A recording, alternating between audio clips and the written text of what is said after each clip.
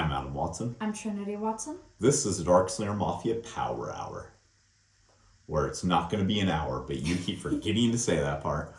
It's so weird. Why? Because we did the 31 Days of Halloween? Yeah, and I didn't say anything throughout most of that intro.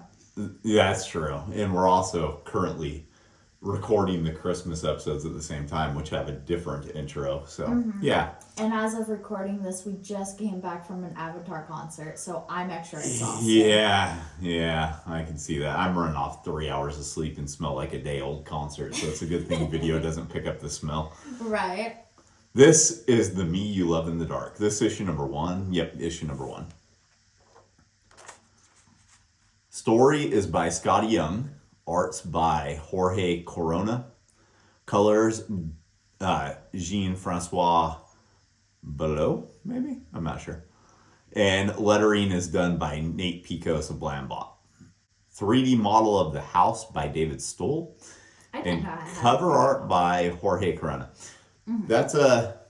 That's interesting. Yeah. 3D. I know that comics use 3D modeling these days. I don't think I've ever actually seen it credited. Yeah. So, I mean, that's cool they credited it in this. Yeah. It begins with an artist looking at houses to rent. And a realtor is trying to do her job badly because she's telling her not to rent this house. Yeah. That it's haunted. There's a lot of ghost stories here. I don't think... This is a ghost house. Don't rent this. What realtor would ever say that? Absolutely none. They'd be like, you want to spend all your money on this giant house for one person you don't need? No, they're not going to say. They don't try and talk you out of places. Yeah. When I was first looking for a house, I had a realtor who showed me a piece of property that had 3 mobile homes stacked on top of each other. Oh my god. Like, I can't say that whoever made the place didn't make it cool because it was this weird ass 3-story mobile home thing, but it looked like it was teetering on the edge of something. And I'm like, oh my god. I don't know if you can live in this. She's like, well, you just buy it for the property. You can do whatever you want, bulldoze this down. I'm like, oh yeah, I get to clean up a 3-story mobile home. That'll be fun. All right. So yeah, the little bit unbelievable with that. Mm-hmm.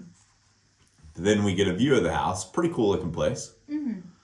Doesn't look too much different than some of the places you see that are older around here. Right. And then she starts her routine. So a lot of the beginning of this comic is just her routine again and again and again.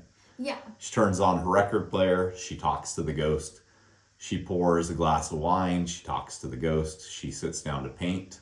Mm-hmm. I love the way that they drew the music. This. I like that window, even though that would not be a thing in real life. No, that window is huge. Yeah. Either she's really small and everything in that house is super small, or that's a huge window. Yeah, that's impossibly big for a house. Mm-hmm. So, yeah, then she goes to draw, and she can't. Mm-hmm. So she tells the ghost that it needs to give her inspiration. It's like her thing again and again. Yeah. But she doesn't actually believe in the ghost. No, it's just something she's doing to pass time to herself. Yeah. Make herself not go crazy. Yeah, and then her routine repeats. Mm-hmm. I relate to this so hard. Record, wine, no painting. You relate to that? No, the lack of inspiration. How she's just staring at the canvases day after day. All these comics we read from this channel, maybe you could, pull some inspiration? Easier said than done. Yeah, I think it's harder to be inspired when you're your age than you are when you're mine. Yeah. You've taken in a lifetime of things with that extra 20 years that you can pull from. It's just like a simple conversation is a genesis point for a story.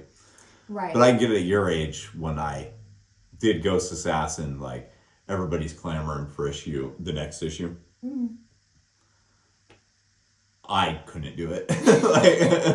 That's fair. Because I was like, I'm not sure what I did the first time around. Mm-hmm. There's no inspiration. For me, it's just hating how the artwork looks and having to redo it. And everybody hates how. With that. Everybody hates that though. I bet whoever did this probably hates tons of things in it. Yeah, probably. Even though it's really well done. I really like the way her glasses are. Yeah, the reflection. That's something in that is I'm really always good. looking for inspiration on how to color. Is like glasses and sunglasses. Right. I like the way these are. It's really Yeah. simple. It's actually a pretty dark blue. Mm-hmm. These days, you figure there'd be like some fancy digital technique where you just do a super translucent, which is what I've traditionally done on glass. Right. But I like that they actually make them stand out. Yeah. Gives her more personality. So then she gets a call from her art manager, is I guess Yeah. who is. People are clamoring for a new art gallery for her, which is not going to help her paint. No. And they have conversations about how she should be masturbating. That's basically what happens here. Yeah, he calls her, thinks she's masturbating. Tells her he'd love to hear about it, but he wants to hear about the paintings. Mm-hmm. Yeah. And I just have to say, if this is her art, I don't see anything here that looks inspirational. No. I don't know why people are clamoring for the... They could have put something cool there. I know. But it's just like 2 colors on Yeah. each one. So, yeah, putting pressure on the artist is never a good idea. No. It's not going to make them work any faster. So then she tries to draw something, and it might be cool. I can't really tell because you don't really see what it is. Right. She's obscuring it, and then she throws her wine at it like a little bitch. Nah, that's something I do. You throw wine at a painting? Yeah, I wouldn't break the glass on it though, but maybe the splatter will make a cool shape that I can build off of. That might actually be. She might want Yeah. to try painting with Some wine. people do that with like coffee and wine and stuff. Yeah. Mm-hmm. The alcohol will dissolve some of the paint, right?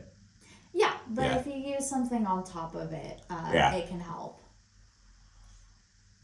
So she's thinking that she should just give up because she doesn't feel like an artist anymore. And then she hears a voice telling her she shouldn't. And she didn't actually believe in the ghost this whole time. Yeah.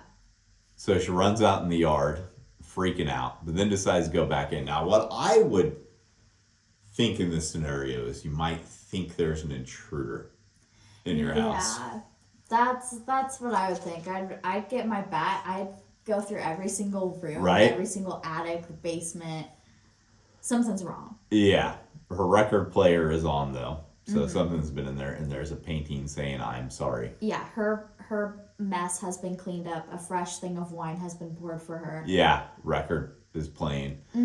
Yeah, and then she wants to know if she's going mad, and the voice tells her that he assures her she is not. And Pretty that he's effective very splash real. page. I Yeah. love the feet poking out of the shadows and her looking back at it. It's so cool. Yeah, And also her reflection in the puddles is super cool. It's very well done. yeah, and it is the ghost who made the footprints, not her, right? I think it's her because she just came inside from the rain. So I think. Oh, it's to you show think that this is she's wet. water? I thought it was like some paint she spilled when she was pissed off. It could be paint, yeah. Okay, yeah, I'm not entirely positive because those are leading towards her, aren't they? Yeah. Yeah, so I guess that is her. You could read it either way, though, I think. Yeah. But yeah. So then we get a preview of the next issue, which is kind of strange in a way. Yeah. Yeah, but basically the preview is her taking a bath. I just love this image so much of what I think the ghost is and everything. It's sick. Yeah, I don't know if it's a ghost or a demon or what, Yeah. because it doesn't necessarily look ghost-like right there. Right. It looks kind of like a weird alien demon thing. Yeah, yeah. So the next issue, apparently she takes a bath and, I don't know, has a seance? I'm not really sure. Seance with her paint. Then there's another Scotty Young written book. Okay. I've been looking to pick up issues of that, but I haven't actually. Do you know anything about it or not? Beyond and besides that Scotty Young is the one who wrote it, no.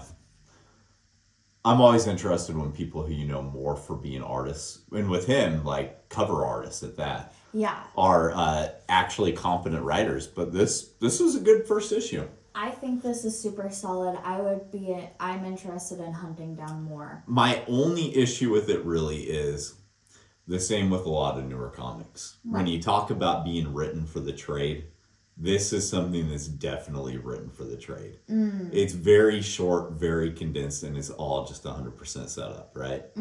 So it was done well with all those things. Right. But it does make me kind of want to just continue this in trade format. Yeah. That makes sense. Yeah. You got anything else? No. All right, let's go make some comics. This holiday season, are you looking to transform that friend or family member in your life into a comics fan, but they're being a resistant butthole about it? Try Dark Slinger Comics merchandise. These are a perfect gateway drug. They'll be a nerd before they know it. We have the Chronicles of Von Helsing pint glass, perfect for all of your holiday drinks. Who Will Save the World buttons. We had Who Will Save the World shot glasses, but we're currently sold out on those. And enamel pins featuring the mini slingers in holiday designs. We have Le Mime as Santa Claus. Inspiratu is Krampus.